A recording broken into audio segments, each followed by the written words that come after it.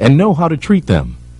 Hyperthermia can manifest itself in the form of heat cramps or heat exhaustion and may eventually lead to heat stroke. The first stage of hyperthermia is heat cramps. Heat cramps are painful, involuntary spasms of the major muscles used in intense exercise.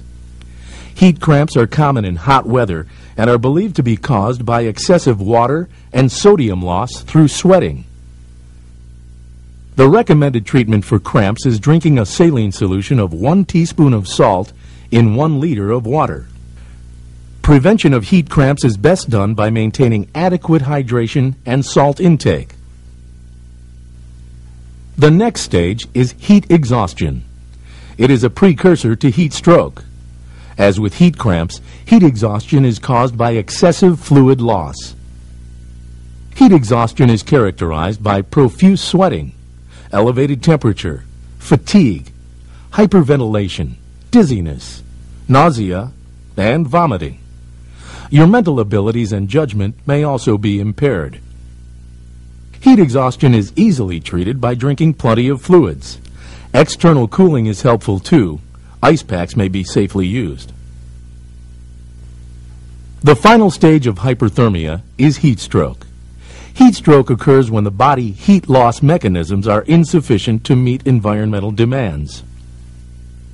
Heat stroke is characterized by hot, dry skin, body core temperature greater than 106 degrees Fahrenheit, irritability, confusion, difficulty concentrating, headache, cold chills, and can progress to coma.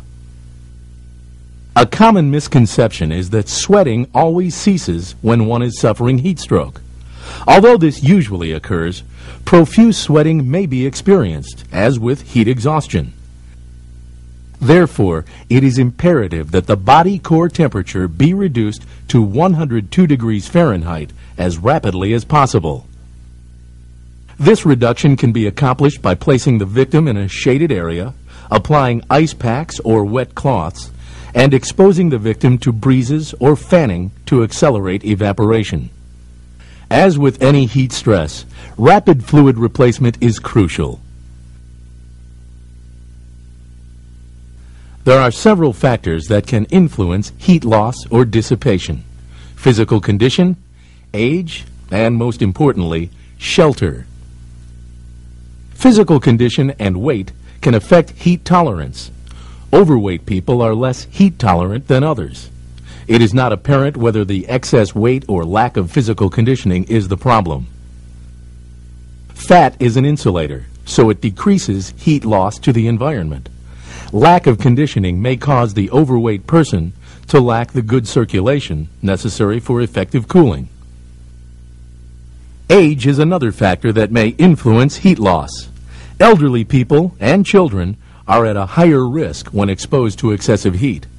A possible cause for a lower heat tolerance in older people is the reduction in sweat production. Heat intolerance in children may be due to several factors: their greater surface area to mass ratio, reduced sweat production, and higher metabolic rates. In a survival situation, think about physical condition and weight, elderly people and children if aboard the aircraft.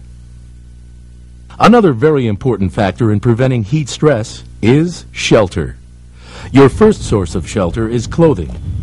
In a hot land environment, remove garments that impair heat loss from your body. Wear enough clothing to protect yourself from the harmful rays of the sun.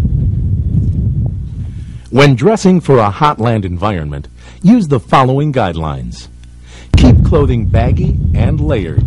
This helps to insulate you from the hot environment. Wear light-colored clothing. It reflects direct sunlight away from the body. Keep all areas of the body covered and protected, especially the head and the back of the neck. Keep clothing on. Never pull clothing completely off to cool yourself. Remove layers or make clothing more baggy as needed. Sheltering yourself from the elements should be a top priority.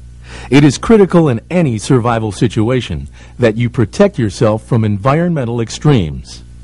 Exposure is the main cause of death in a survival situation. Even if you or others are injured, it is critical that you find immediate protection from the extremes of the environment. Shelter in the desert or any open area will be limited. Your best protection may be provided by the aircraft. It is also important that you stay within the vicinity of the aircraft, as search and rescue personnel will be looking for an aircraft, not an individual. If the aircraft is not suitable, trees and brush can provide shade from the sun. Temperature extremes can be experienced in the desert or plains environments. Daytime temperatures can exceed 100 degrees Fahrenheit, while nighttime temperatures can dip into the lower 30s. This can cause you to go from heat exposure to cold exposure in the same day. For this reason, you must be prepared to protect yourself from both extremes. Reflective shelters, such as a space blanket, are ideal in a hot land environment. A space blanket is made of a flexible material that will help you retain body heat, or if reversed, reflect heat, and it can also be used as a signaling device. Rock overhangs or caves also serve as good protection. Such shelter can protect you from the harmful rays of the sun, as well as the high, dry winds that are common in open spaces.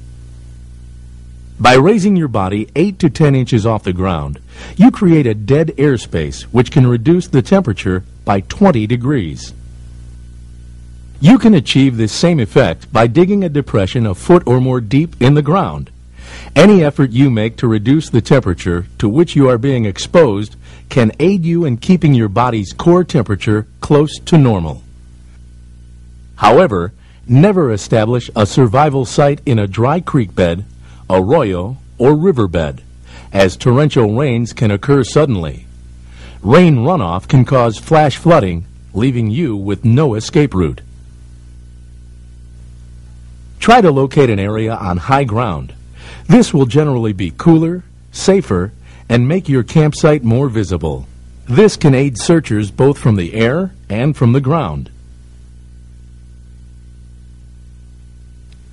Locating water is another top priority and may prove to be a life-saving endeavor. With limited or no activity, and with the temperature at 120 degrees or more, you may survive for only 2 or 3 days without water. You can carry small foil packets of water in your personal survival kit. This can help sustain you until you are able to find water. Although water will be scarce, it can be found by using various methods. Finding surface water can be difficult, but if you look in rock depressions, you may find water that has pooled. This may be brackish, but may be your only source.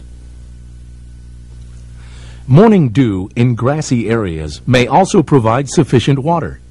It can be collected by tying absorbent cloth around your ankles and walking through the moisture-laden foliage. The water absorbed by the cloth can then be wrung out and consumed.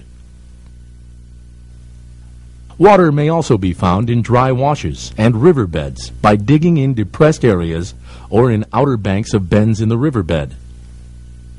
One of the best methods of obtaining water is by using a transpiration bag. A transpiration bag can be constructed by placing a large plastic bag, such as a lawn or leaf bag, over the branch of a tree or bush. Heat from the sun will cause moisture to be drawn from the foliage on the branch.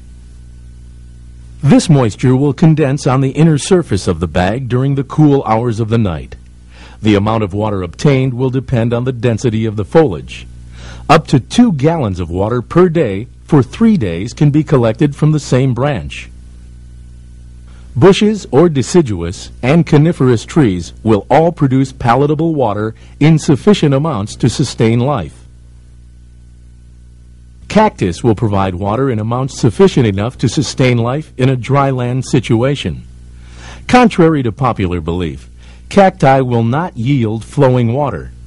Moisture must be sucked from the meat of the plant. However, an exceptional amount of fluid is held within cactus plants. There are many varieties of cacti. Those producing the greatest amounts of moisture for consumption are the saguaro, beryl, and prickly pear. These are also the most prolific. The meat of the cactus can provide some nutritional value if eaten. Regardless of its source, water should always be purified. Mountain streams may appear crystal clear, but can contain pathogens and other unseen contaminants. Regard all water as being contaminated. There are several ways to purify water. Filtering water through a piece of cloth is called clarification and is not effective in removing bacteria, chemicals, parasites, or other contaminants. This process merely removes particulates from the water. Purification tablets work well, but be aware that some products have a limited shelf life. To be effective, tablets must be used before their expiration date. Iodine drops or chlorine work just as well and do not lose their potency. 2 drops per quart will purify the water. The best way to purify water is by boiling it. Boiling water for 2 minutes destroys any viruses, bacteria, or pathogens in the water. Pouring water back and forth between 2 clean containers restores its palatability. Charcoal filtration with a filter pump is another effective method of purifying water. There are several quality filter pumps on the market. Just remember, the pump's size should be compatible with the size of your survival kit. It's imperative that you keep your body hydrated in a hot land survival situation. So be aware that water is available from many sources if you know where and how to find it. More importantly, know how to make it safe to drink. Food is not a matter of immediate priority. The average adult can live up to 5 weeks without food. Actually, it is best to refrain from eating unless you have sufficient water to accompany it. It takes a great amount of fluid to aid the digestion of food. So unless water is available, you should not consume food in any form.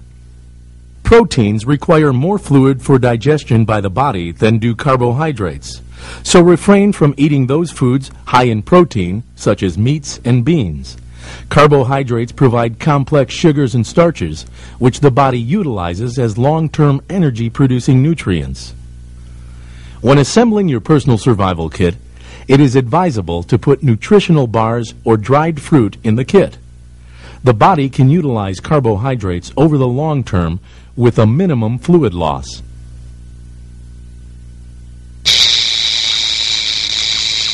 Encountering venomous animals such as snakes, scorpions, or spiders in desert or hotland environments is another matter of concern. Keep in mind, however, that they probably want to avoid you as much as you want to avoid them. Most encounters that result in bites or stings are the result of carelessness on the part of humans. Animals bite or sting humans as a matter of defense. They are generally not aggressive. One of the greatest concerns in hot, dry regions is the rattlesnake. There are 72 varieties of rattlesnakes in the world. Rattlers that you might encounter in the United States are the western diamondback, prairie, Mojave, and Sonoran sidewinder, and banded rock varieties. The snake remains inactive during the day and hangs out in cool, shaded areas, usually under rocks, logs, or brush, and they hunt by night. Since they are cold-blooded animals, their body temperature is regulated by their environment. At night, as the air cools, they expose themselves to the warm ground to raise their body temperature.